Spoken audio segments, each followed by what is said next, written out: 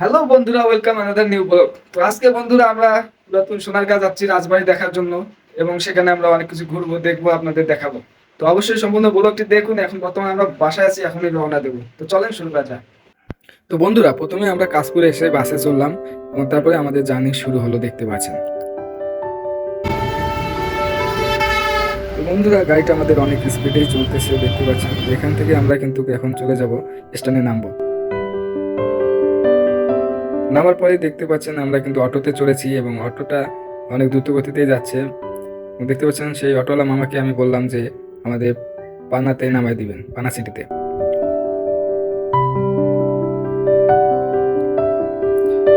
তো অটোওয়ালা ভাইকে আমি বললাম যে পানাম সিটিতে নামাই দিবেন, সে অনেক দ্রুত চালাচ্ছিল।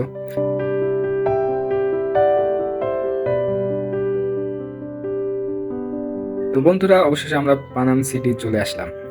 তো দেখতে পাচ্ছেন অসাধারণ ভিউ, আমরা পুরোটাই আপনাদের দেখাবো, সম্পূর্ণ ভিডিও দেখুন। তো দেখতে পাচ্ছেন টিপটিপ বৃষ্টি পড়তেছিল, এর মধ্যে কিন্তু আমি ধীরে ধীরে হেঁটে ভিডিওটা শ্যুট করা শুরু করলাম। তার মধ্যে একটি সিকিউরিটি আমাদেরকে বললো যে এখানে ভিডিও করা যাবে না। তো তারপরে তো আমি চলে গেলাম টিকিট কাটতে। ওখানে টিকিট কাউন্টার দেখতে পাচ্ছেন। তো জন প্রতি এখানে 20 টাকা করে নেয়, এবং যদি বিদেশি হয় তো 300 টাকা করে পড়বে। তো বন্ধুরা, টিকিট কাটার পরে এবং তাড়াহুড়া করে আমি চলে আসলাম ভিতরে যাওয়ার জন্য। তো দেখতে পাচ্ছেন কতগুলো সিরিয়াল, অনেক মহিলা বের হচ্ছে, ঢুকার কোনো চান্স নেই। আমরা অনেকক্ষণ দাঁড়িয়েছিলাম ওখানে, দাঁড়িয়ে থাকার পরেই এক মহিলার পিছনে সিরিয়াল দিয়ে সামনে এগিয়ে গেলাম। তো এখানেও তারা ক্যামেরা নিতে মানা করলো, কিন্তু আমরা তো তারপরেও সামনে যে ক্যামেরা বের করে ভিডিও করা শুরু করলাম।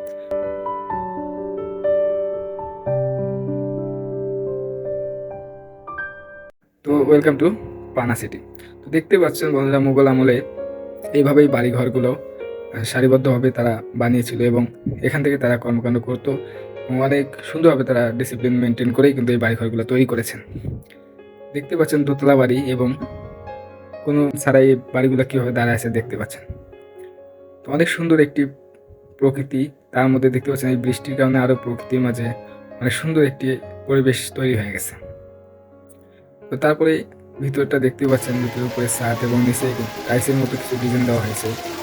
আসলে তাদের ডিজাইনগুলো থেকে আমরা অবাক, যেগুলো টাইসে লাগাইছে না হাতে তৈরি। তো দেখতে পাচ্ছেন বন্ধুরা, এই বৃষ্টির কারণে অনেকেই কিন্তু বাড়িগুলোতে যে মুখে ছিল, অনেকেই ঘুরতে পারতেছিল না। তারপর আমি ছাতি মাথায় নিয়ে ধীরে ধীরে ভিডিওগুলো করতেছিলাম। এত সুন্দর দৃশ্য আসলে নিজের চোখে না দেখলে নয়। বৃষ্টির কারণে প্রকৃতি তার নিজের রূপে ফিরে এসেছে, দেখতে পাচ্ছেন। তো এই পুরাতন রাজবাড়িগুলো দেখুন বন্ধুরা, অনেক পর্যটক এসেছে দেখার জন্য। তো দেখতে পাচ্ছেন এই রাজবাড়িগুলো, দোতলা বাড়ি, তার ডিজাইন নকশাগুলো দেখুন।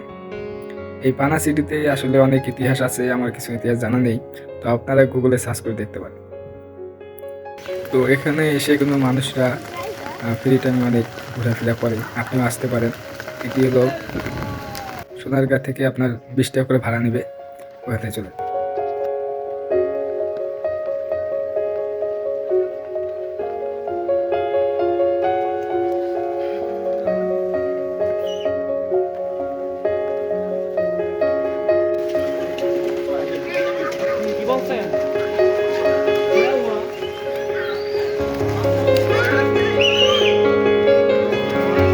দেখতে পাচ্ছেন এই ছোট একটি গাছে কতগুলো কাঁঠাল ধরছে বন্ধুরা।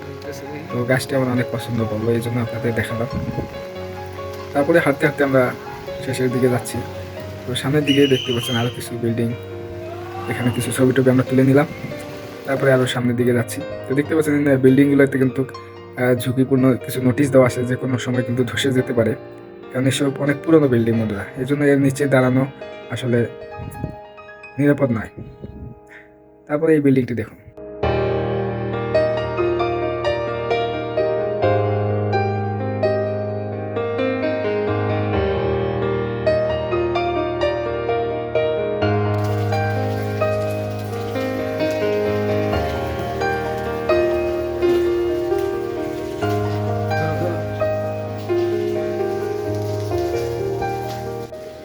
বন্ধুরা, আমরা আছি বর্তমানে পানাম সিটি দেখতে বাড়ি, তার মধ্যে দেখতে পাচ্ছেন গুহার মতো রাস্তা করা হয়েছে, যেটি হামার যুদ্ধে দেখে আসতেছে, সুড়ঙ্গ তৈরি করেছে যোদ্ধারা। তো দেখতে পাচ্ছেন আমরা এখন আপনাদের রাস্তার সুড়ঙ্গটা দেখা দেখতে পাচ্ছেন, এখানে আরেকটি সুড়ঙ্গ দেখা যাচ্ছে। এটি ভয়ঙ্কর একটা পরিবেশ তৈরি করেছে। আসুন আমার সঙ্গে সঙ্গে আসুন। তো দর্শক দেখতে পেলেন যে এই সুড়ঙ্গের মধ্যে কিন্তু আমরা আটকা পড়ে গেছি অলরেডি। এখানে কত অন্ধকার আপনারা দেখতেই পাচ্ছেন। তো এমএস শো চ্যানেলটি আপনাদের সবসময় এরকম অদ্ভুত কিছু দেখায়, তো অবশ্যই চ্যানেলের সঙ্গে থাকবেন। পথ দেখতে পাচ্ছি।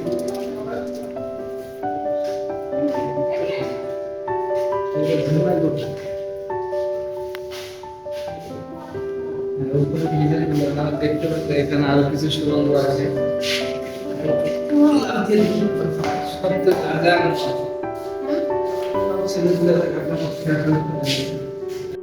তো বন্ধুরা, পানাম সিটি আমাদের ঘোরা শেষ। এখন আমরা যাচ্ছি জাদুঘর ঘোরার জন্য। জাদুঘরের দিকে রওনা দিলাম।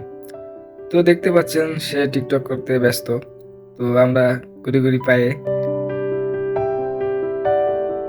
টিপ টিপ করে হেঁটে যাচ্ছি। দেখতে পাচ্ছেন এই বৃষ্টির মধ্যে ছাতা মাথায় দিয়ে আমরা শুধু করে এই মেঠো পথে হেঁটে যাচ্ছি।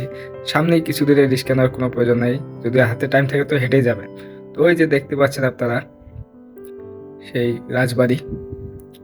একটু সামনে গেলে কিন্তু আমরা টিকিট কাটতে পারবো। এই গাড়ি টাড়িগুলো এলোমেলো এর মাঝখান থেকে আমরা যাচ্ছি, দেখতে পাচ্ছেন ওই যে টিকিট কাউন্টার, ওখান থেকেই কিন্তু আমাদের টিকিট কাটতে হবে। তো দেখতে পাচ্ছেন অনেক মানুষের ভিড়, এখানে সিরিয়াল লাগিয়ে গেছে টিকিট কাটার জন্য। তো এখানে টিকিট ফিটা হলো 50 টাকা করে। তো বন্ধুরা ভিতরে ঢুকে গেলাম। ভিতরে ঢুকেই ইন্টারফেসটা দেখতে পাচ্ছেন। ঢুকেই সর্দার বাড়িটা আপনার সবার সামনেই পড়বে। তো আমরা তাড়াহুড়ো করে একটু সর্দার বাড়ির সামনে যে কিছু ছবি টবি তুলবো। তো দেখতে পাচ্ছেন দুই ধারে গাছগুলো অত সুন্দর লাগতেছে, আর বৃষ্টি হওয়ার কারণে প্রকৃতিটা আরো অনেক সুন্দর লাগতেছে বন্ধুরা। সব ফ্যামিলি সহ আপনারা এখান থেকে ঘুরে আসতে পারেন, অনেক সুন্দর একটি জায়গা। তো সেটির নকশাটা দেখুন। সর্দার বাড়ি যে এত সুন্দর হতে পারে এটা নিজের চোখে না দেখলে বিশ্বাস করতাম না। এখানে কিছু ছবি টবি তোলার পরে আবার সামনের দিকে রওনা দিলাম। দেখতে পাচ্ছেন বৃষ্টির কারণে রাস্তাঘাট সব বন্ধ হয়ে গেছে। এরকম ডিজাইন দিয়ে গাছপালা, এই যে সর্দার বাড়ির গেট, এখানে ঢুকলে আপনার 100 টাকা করে ফি লাগতেছে। তো আমরা এখানে ঢুকলাম না, সামনের দিকে গেলাম জাদুঘর দেখার জন্য। তো আমরা এখন জাদুঘর দেখার জন্য সামনের দিকে যাব। কিছু ভাস্কর্য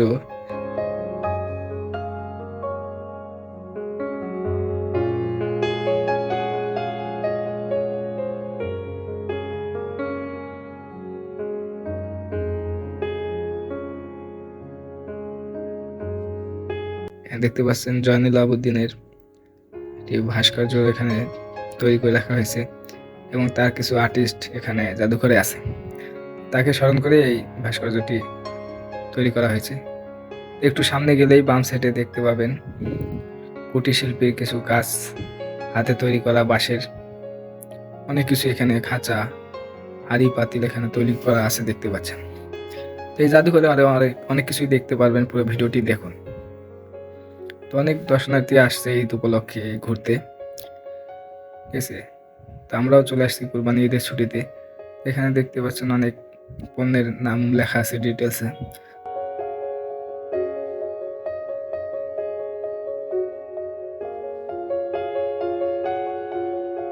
এবার আমরা জাদুঘরের ভিতরে প্রবেশ করলাম।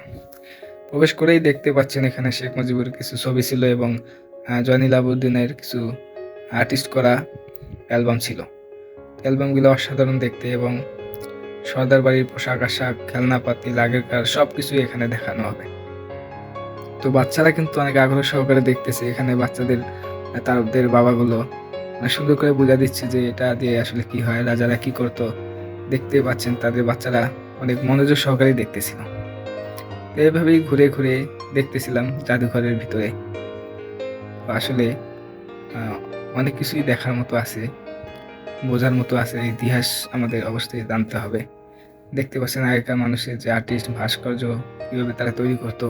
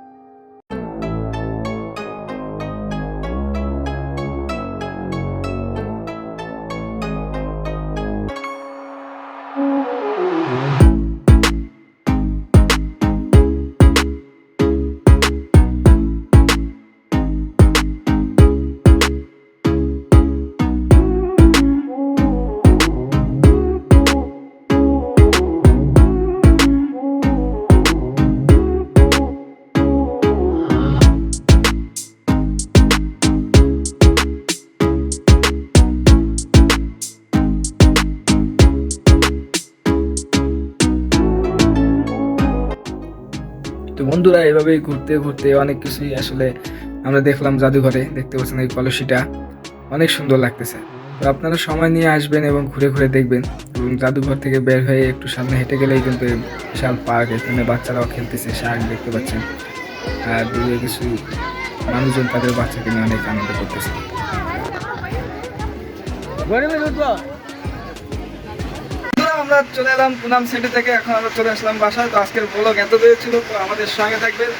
আল্লাহ হাফেজ।